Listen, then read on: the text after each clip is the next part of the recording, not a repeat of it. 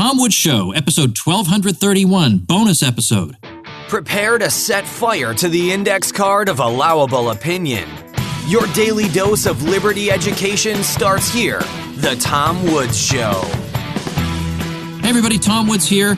Another bonus episode. I do these bonus episodes when I cover a topic that's a little bit out of our standard range of topics, and I thought, given what's been going on in the Catholic Church, we ought to devote an episode to that. And joining me to discuss this are two people I respect very much. We've got Roger McCaffrey, who has been a guest a number of times in the past on the show, and who's the godfather of two of my children, was a founding publisher of the Latin Mass magazine, which at that time was a really, really interesting and great magazine.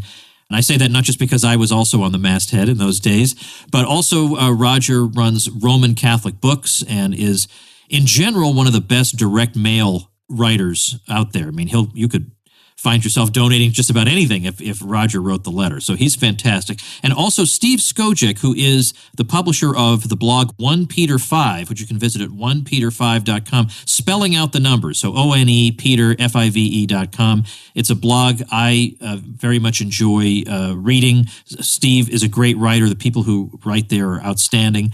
And I actually make a fairly substantial financial contribution to that blog every month because I do like to put my money where my mouth is, and I like what Steve is doing. So I'm glad to have both of these gentlemen here. We're going to start just with the background. I really want to spend the time kind of picking apart what's really going on and what's likely to happen and all that stuff. But we got to get the facts out there on the table, and not everybody has been following this as closely as we have. And Steve, since you blog and you write on a daily basis about what's going on, I think you probably have the details pretty well. So let's just start, first of all, with what we learned in that report in Pennsylvania. And secondly, how do you answer people who come back at that and say, well, this is all very tragic, but almost all these cases are in the past and we have new structures in place now. So it's not fair to use this against current people because we've fixed all these problems. Yeah, so it's very interesting because we had kind of a 1-2 punch on reopening the sexual abuse allegations that we thought we dealt with in the church back in 2002. We had the revelations about Cardinal McCarrick, having not only abused seminarians, but also potentially minors. Those accusations had come out. This was followed shortly thereafter by some other seminarians, former seminarians and priests, even in good dioceses like Lincoln, Nebraska, coming out and saying that things had happened there. Then on August 14th, the Pennsylvania grand jury report came out detailing abuses of some 300 priests going back decades, and basically revealing the names of these people. There were implications, obviously, in that report of the bishops, including Cardinal Wuerl, who's now taken McCarrick's place in D.C. And the idea, I think, is that these things being in the past is easy to dismiss, is a lot more difficult to prove, I think, when you look at the fact that these abuses tend to be generational. These priests are abused. They're allowed to continue to go into ministry. They abuse seminarians, and it perpetuates. And so that's what we're seeing now, is that there's still accusations coming out of things that are happening now. The structures that were in place then, I think, they put structures in place to try to improve the situation. And it does look like the number of cases have gone down somewhat, but it's not as though everything has been revealed. It's not as though there's been honesty and transparency, that there's still evidence of cover-ups. And we're still seeing some complicity today, we had a couple of priests, I think it was maybe 5 now priests have been removed from ministry in Lincoln just in the last month because of new revelations that have come out. All right, so there's that. Then there's the Cardinal McCarrick stuff, which we can probably talk about in connection with an absolute bombshell of a letter that was written by a former papal nuncio to the United States that I'll link to because people got to see this thing at tomwoods.com/1231. I've not seen anything like this, and people, like even the Pope himself, are trying to act as if there's nothing here, or the letter speaks for itself. Well, you're darn right it speaks for itself. I couldn't believe the Pope said that. The letter speaks for itself. Yes, it does. It absolutely does. For a change, I agree with him. And what it does say is pretty horrifying. So either one of you, it's hard. I mean, it's an 11-page letter. But basically, what we're reading in this letter is that, look, first of all, these people knew what was going on. And he names names. And he says, most explosively, that Pope Francis knew all about Cardinal McCarrick's past with seminarians, and that despite Benedict XVI placing restrictions on him and penalizing him, those penalties were lifted by Pope Francis, and that McCarrick, in effect, gloated about this, that he was just going to resume travel and go about his life as before. So this is quite astonishing. Tell us something about this letter. I hardly know where to start. And the significance of it, because to me, it's an atomic bomb. Well, I agree. I'll let Steve summarize the letter if he feels like it. But the implications of it and what the Pope said in reaction to it are enormous politically inside the church. So Vigano or Vigano, the nuncio, nuncios can become popes, basically. He was headed for a red hat. He was going to be made a cardinal. He says he turned that down temporarily. That is, Benedict was going to make him a cardinal. He suggested to Benedict that he wait 6 months. That turned into 10 years.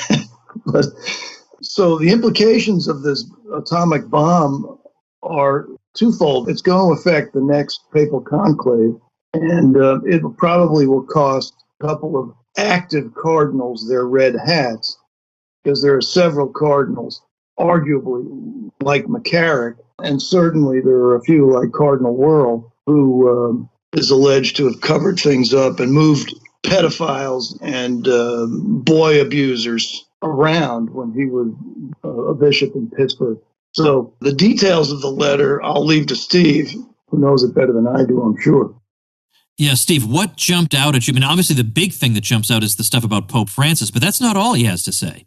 I mean, there's a lot of names named in that letter, and I think that it would be difficult, even though I've looked at it several times, to sort of summarize that. I'll leave people out, but I think that the two things that stood out to me most strongly are, number one, not only that Pope Francis knew, but Vigano says that he personally told Pope Francis in 2013, listen, Cardinal McCarrick is a problem. There is a dossier this thick on him in the Vatican. Pope Benedict actually issued sanctions against him. He was not supposed to be exercising public ministry. And he basically says that Francis, laughed him off, ignored the fact that this was the case, and actually started rehabilitating the career of McCarrick. Now, this is something, by the way, that Francis has been doing from the very outset of his papacy. You get kind of deep into the weeds of conspiracy theory, but there was a group of cardinals and bishops, which included Cardinal Godfried de Niels of Belgium, that conspired to elect Francis. They called themselves the St. Gallen Mafia, and they've been on the record about this. They've done news interviews. They're pretty open and brazen about the fact that they participated in this conspiracy. And de Niels was a guy who was actually caught on tape, intimidating, trying to dissuade a victim of abuse in Brussels from going forward. And actually the accusations were against his own uncle, who was a bishop. De Niels was caught on tape. He kind of wound up retiring from his bishopric in shame and disgrace, but he described Francis's election as a personal resurrection experience. And if you look at the pictures of Pope Francis when he's elected, there's Cardinal de Niels standing right next to him on the loggia. He's sort of in the background like a Sith Lord, but he's there. You can see him. So, we have these cases going back from the beginning where people who were credibly accused of covering up this kind of abuse, who are friends of the pontificate, who have helped Francis get to where he is, those people and their indiscretions are largely ignored, overlooked. In fact, some of them are promoted. De Niels was then also invited by the Pope personally to participate in both synods on the family in 2014 and 2015. So he's been very involved at a time where he really, should have been put out to pasture. So the first thing there is that complicity of the Pope. I think that's the biggest part. But you see also, Cardinal Wuerl is one of, he's the successor to McCarrick, and he's sort of a protege to him. And he's denied all knowledge of McCarrick's wrongdoing. Vigano comes out and actually says that he's a shamefaced liar in this letter. He says, his denials are laughable because I know he knows about it because I talked to him about it. So he's really coming out strong and naming names in a way that we haven't seen done maybe ever. Let me try to set the scene for either non-Catholics or people who just don't follow what we might call church politics, just so that people understand what's really happening here. Because it's true that we have people on the left in the church. There's no, and I know people say, oh, there is no left and right in the church. Yes, there is. Come on. Of course there is. And there are people on the left in the church. There are people on the right who need to be disaggregated, because there are people who, if you ask them, how many sacraments are there and how, what is grace? And they'll give you all the orthodox answers. Yeah. But these are people we've sometimes called conservative Catholics, where they'll say, oh, there are lots of problems in the church, but the Pope is a saint and we love him. And this has been going on for 30, 40 years. There are all kinds of problems that occur mysteriously, and the guy at the top is just helpless to stop it. That's been the line. Or he's unimpeachable and he's great, because maybe they feel like that's what they're obligated to believe. Who knows? I can't get into their heads. But they try to pretend that the insanity of the past half century in the church is more or less normal. There are some abuses, but, just find the best parish you can. I mean, whatever. But then there are the traditionalists who say, now hold on a minute. This scenario where we have a new liturgy that's caused all kinds of problems, and we have pastoral practice that's bizarre and crazy political priorities, like we're more concerned about the environment, as if we don't have enough people already working on the environment, that we need some cardinal's opinion. So it's just weird. And so my point is that I fall into that camp where I say, this is not just a matter of, well, there are a few abuses. There's some kind of systematic campaign to rework the whole church here. And I'm not going to sit by and pretend that everything's fine or there's some decent bishop down the street. But the significance of all this is that the conservatives, the people who have for years told us traditionalists that we should shut our mouths and stop complaining and everything's fine in the Vatican, are now saying, a lot of them. Scott Hahn, who I think is a good man, very smart, but he stays out of these sort of things. He's retweeting and publicizing the nuncio's letter. A lot of these people are jumping in and saying, this is atrocious and this man needs to step down. These are people who wouldn't say a word for years. That means something's happening. Well, there's a half a dozen U.S. bishops who are now supporting Vigano. So things have changed. That's the most significant thing. Scott Hahn, perhaps significant, but when you have ordinaries, there are 190 some odd dioceses in the U.S., and I would have expected zero of those bishops to publicly weigh in against the Pope. Really, that's what they're doing. Yeah. And some have been very strong. Strickland ordered all his priests to read his message about how he found the letter credible. Yeah. Wow. I never even heard of Strickland. And I thought I knew all the semi-reasonable ones. I never even heard of this guy. Well, they're probably, I'm guessing purely, they're probably feeling guilty because they've been silent for so long and they know so much about what's going on and say nothing. And partly because they're local ordinaries.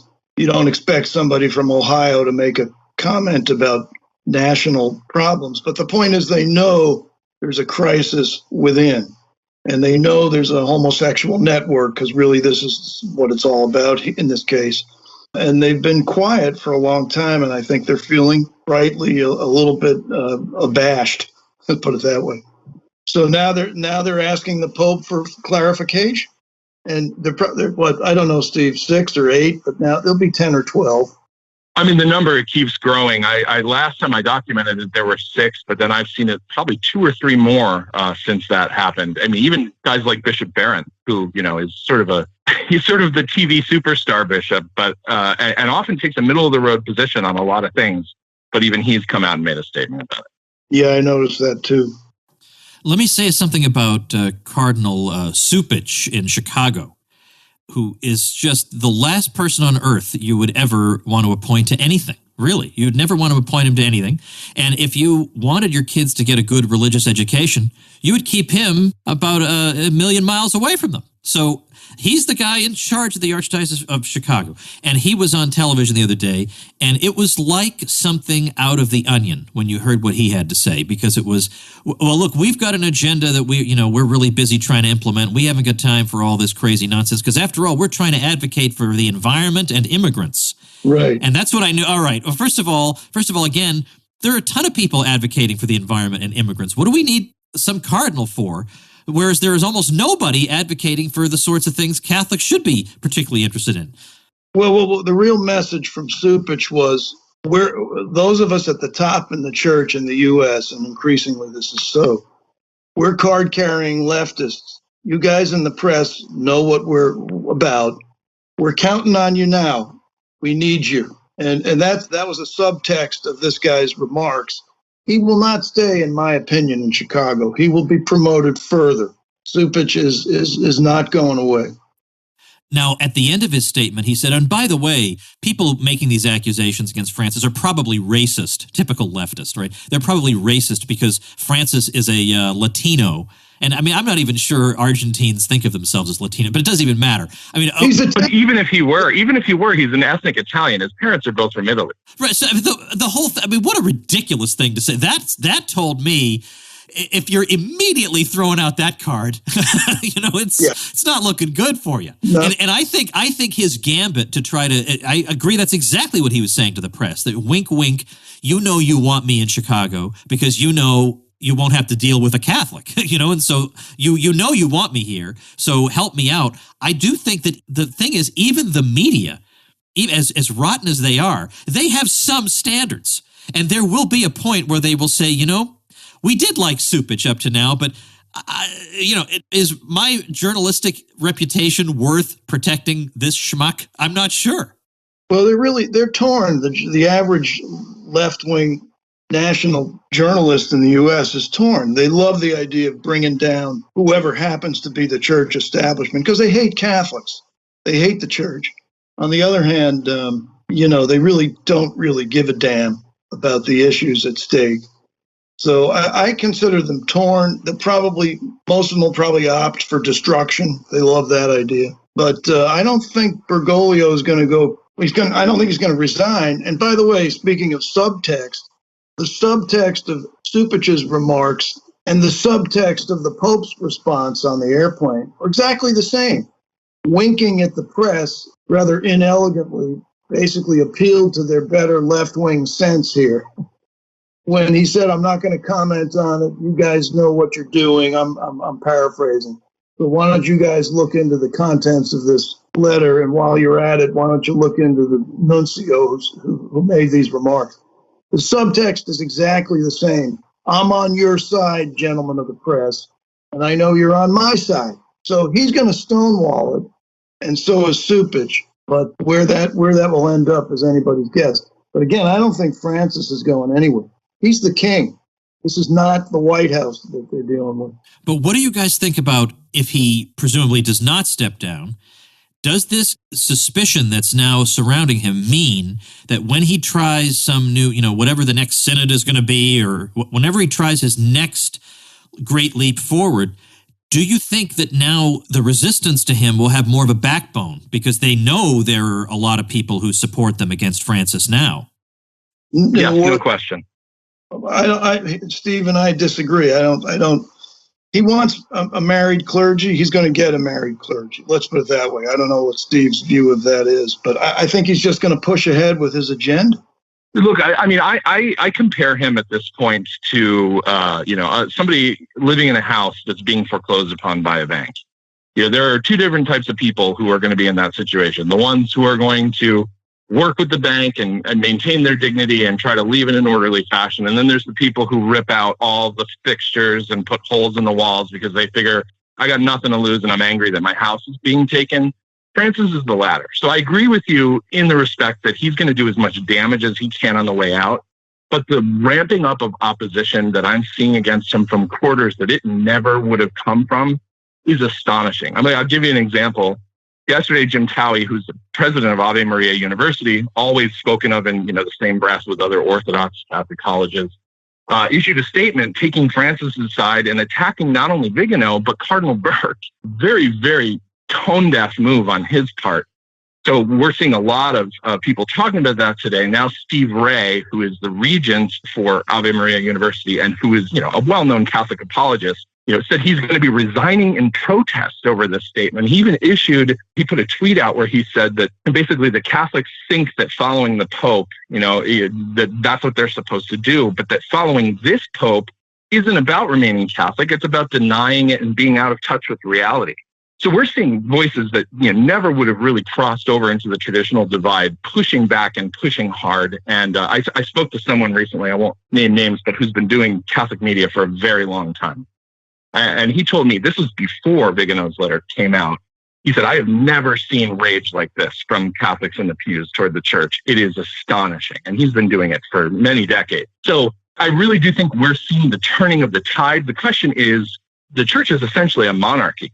There's only so much we can do against the power structures that exist. Francis can keep doing what he wants to do, but I think that his options will be limited. I think more and more bishops who want to oppose him but have been afraid to do so are finding their courage because there are some numbers now. But how that plays out, I mean, that's anyone's guess. I don't see a lot of cardinals, the ones who elect the next pope, supporting Vigano. Maybe, Steve, again, you probably have a better take on this. I only see 3 or 4. So we're talking about 116 or 18 or 20 in the consistory to elect the next pope, and maybe 3% of them. I know that represents probably 10%, but all I'm saying is I'm a little bit, knowing my news media and knowing the nature of Francis, whatever happens in the U.S. with certain cardinals, I don't think that he's going anywhere. And he probably sees some of them as expendable, including Worrell. Oh, yeah. I mean, I'm sure that anybody who needs to be sacrificed for the greater good of the revolution will be That's about it. thrown on that altar. But I do think, we had seen reports over a year ago that a number of the cardinals who were ideologically aligned with Francis nevertheless were experiencing buyer's remorse because he wasn't boiling the frog, he was electrocuting it. And, by moving so fast and being so difficult to control and by being so undiplomatic, he was raising a lot of ire. He was waking people up to, hey, maybe we should slow this down. And so he was increasing resistance to the agenda rather than accomplishing it, with a more moderate speed. And at the time, the rumors were that Cardinal Parolin was posturing to sort of be, the consummate diplomat that he is as Cardinal Secretary of State and kind of be the heir apparent to Francis. But he's also named in this Vigano letter as having known and been complicit. And I think that's going to really hurt his chances too. So I don't know what the next conclave will bring, but I can almost guarantee that it's going to be surprising. Whether that's a good surprise or a bad surprise, I don't know. But I don't think it's going to go the way it normally would if circumstances were a little bit more status quo. Yeah, I agree. It'll be long. Probably get somebody from the third or fourth world. But then again, we could have 5 or 10 more years of this man. This is, Yeah. Do you think we can assume that there will be no comment forthcoming from Benedict XVI?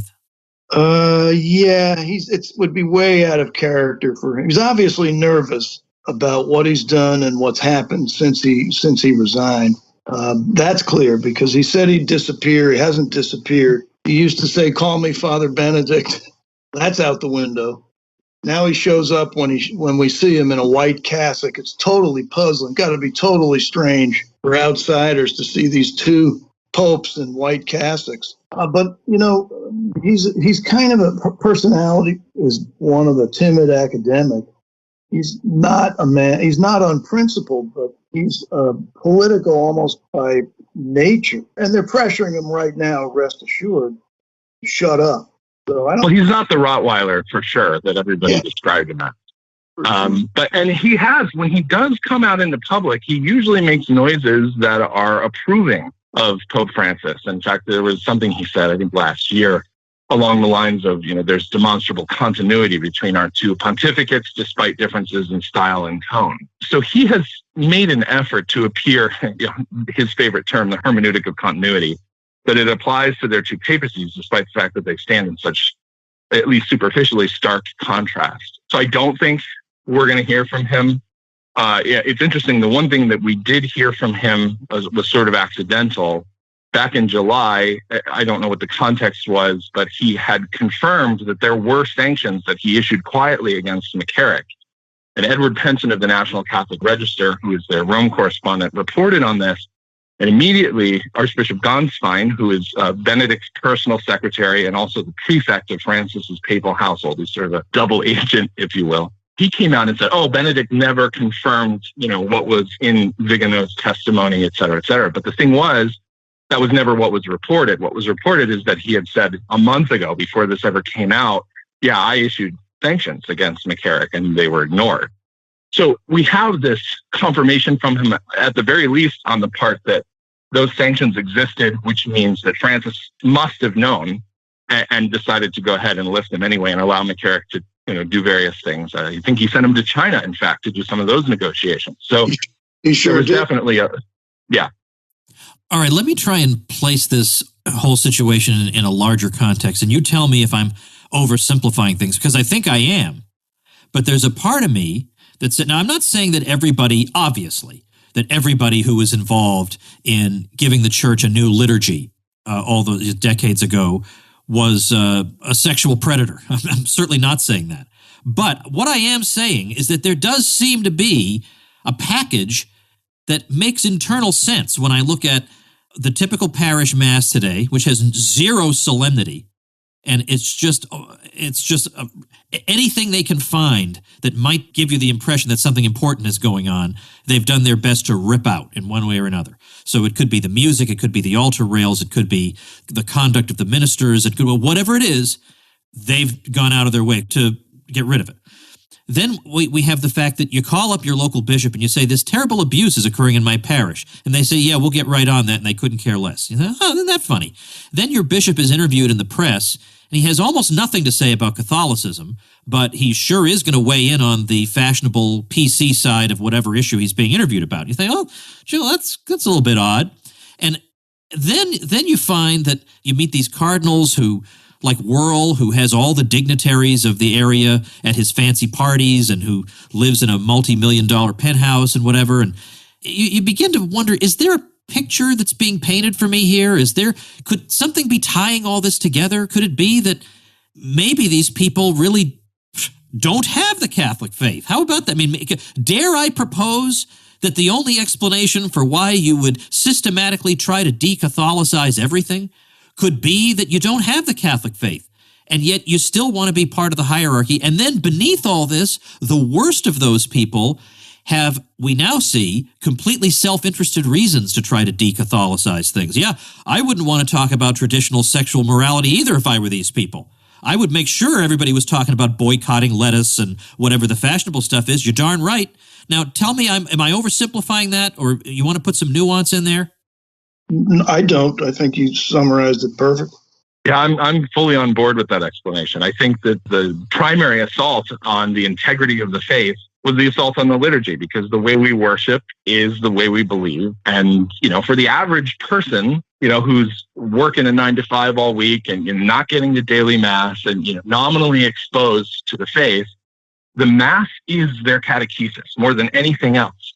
And if you desacralize the mass, and if you pull away any sense that we're worshiping God and not ourselves, you're going to chip away at the faith. You're going to chip away at the integrity of that faith. There's a reason why recent polling shows over 90% of Catholics who go to mass on Sundays think contraception's totally fine. They have, as one priest I knew said to me about the Novus Ordo, he's a diocesan priest who left for a traditional order. He said, I would look at the people and I could just see that the sense of the sacred had been rinsed away. And this is, I think, you couldn't get to where we are without that. I think all these doctrinal changes or attempted changes are hand in hand with the increase in perversity and the acceptance of it. There's a psychologist by the name of Dr. Van den Aardweg, who is, I think he's Dutch. He's from Europe. And he gave a talk recently where he talked about the connection between the attacks on Humanae Vitae and the Catholic teaching on contraception and homosexual clergy. And he said, I've studied homosexual clergy for many, many years, and they hate marriage. They hate, the traditional understanding of marriage. And they'll do anything they can to attack it because they need psychologically to justify their proclivities. And so if you have a priest who's undermining contraception, you've got a pretty good indication of where he stands on this kind of stuff. I think they tend to hate their flocks as well, and holiness. So, well, I think in particular the flocks, the members of their flock who are particularly well educated, who know what the faith demands, who want the whole thing, and they don't really want the felt banners, and the guitar and the drum kit in the sanctuary, and they don't want any of this, and those are the ones who are held in the most contempt. If you want to sing some hymn from 1977, then absolutely, great, we'll put you in charge of the music program. But if you say, there actually was a great civilization, believe it or not, before 1977, well, then forget about it. All right, so we've gotten to a point where, in this conversation, where I guess the question is, I guess we've kind of talked about where we think this is going, and we have a little bit of disagreement among ourselves as to what this means in the long term. But to me, the value of it, the main value, like if there's a silver lining, and you hate to even speak that way, is that it means that some people are finally waking up to the real situation. People that the three of us have seemingly in vain argued with for years, trying to say, look, there's rot at the top, and stop pretending that we shouldn't talk about it or pretend it's not there. I think some of those people are starting to figure things out. And people who are in, somewhat mainstream right positions are starting to see there is a bigger picture here. And one such person even said, you know what? I owe an apology to you guys because you tried to tell me for years that something was rotten, and I just blocked my ears, and I would find the good paragraphs from some church document, and I'd say, look, everything's fine. And those people's eyes are being opened. So, that obviously that doesn't come anywhere near reversing all the damage done and the harm done to innocent people. But it's about time people's eyes are open to what's happening. Right. Well, tell me when he gets into John Paul II's documents, then I'll get really. Yeah, no kidding. Yeah, exactly right. These things are since John the 23rd, and including him. He was capable of such stupidity in his official documents. This has been going on, and so we'll still argue with these folks because they put these now canonized popes, which I regard as a total scandal. Just procedurally, the idea that your successor, the man who made you what you are today, can be canonized by you, beatified by you, the new pope, it's just appalling to me. But let me put it this way: the men who own the crisis today were the popes 10, 20, 30, and 40 years ago. Well, that's I would say. Let me just jump in really quick. That's what some of the people on the left defending Francis have been saying, that you can't just pin this on Francis, you got to pin it on these other guys. And so I'm curious about that. And Steve, if you want to jump in, feel free. But also, I'll confirm that. I'll say I don't think it's Mensheviks and Bolsheviks, right? Francis is the more extreme manifestation of the revolution, but Benedict and John Paul and Paul VI were all part of it as well. You don't get to Francis without them, without their ideas. In fact, you do see a hermeneutic of continuity between those pontificates. It's a little more subtle. And I think that's going to be the harder thing for people to accept and to recognize. I categorize Catholics sort of in three different camps, and I hate the labels, but you've got traditional Catholics who are just Catholics like they've always been. You've got conservative Catholics who desire sanctity and orthodoxy, but try their best to retain the post-conciliar thing. And then you've got the heterodox Catholics who are just basically remaking the church in their own image because they don't think Jesus did a good enough job. And I think for conservative Catholics, this is potentially a time of severe crisis. I think conservative Catholicism is on its deathbed. And I may be, eating crow for saying that too soon, but I don't think it's possible to conserve only the revolution and not what came before, to continue to go to a parish that your great-grandfather who was Catholic would step into and think he was in a Protestant church and doesn't even recognize. I don't think you can do that and come out the other side of this crisis. There are people who've gotten in trouble just this week, Catholic media figures who've said the sexual abuse cover-up thing is bad. But this shouldn't have been the thing that got people upset at this pope. The attack on marriage that Amoris Laetitia represented, the attack on the dogmatic definition of the moral permissibility of the death penalty, all this stuff, there is error and heresy, material heresy at the very least, coming out of this Vatican all the time. And this is a very temporal thing. It's a very evil thing, but it's not the biggest evil that has come, and it's all of a piece. And so I think that for conservatives, looking backward, they've got some difficult road ahead.